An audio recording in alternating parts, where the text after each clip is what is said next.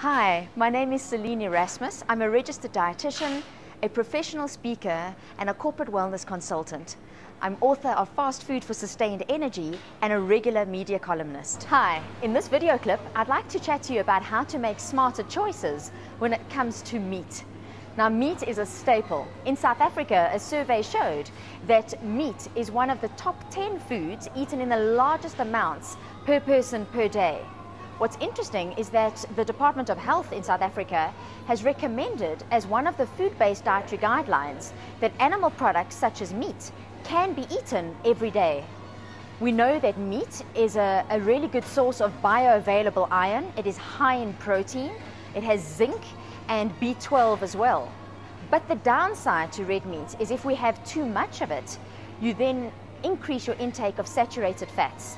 So it's important to think about how much meat we choose, how we prepare it, and if it's balanced when we do have it. So let's take a look at how much meat we have. The recommendation as part of the dietary guidelines for South Africa is that we should have less than 600 grams of meat a week.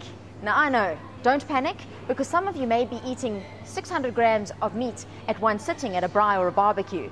But that's the recommendation, is to have meat perhaps only 3 times a week and to keep your portion to about 120 grams at a time. How do you know what 120 grams is without having to take out a scale? What you do is you use your hand as a guide, because generally your palm of your hand would probably be about 90 grams of meat. That would be the equivalent or the right portion for a lady.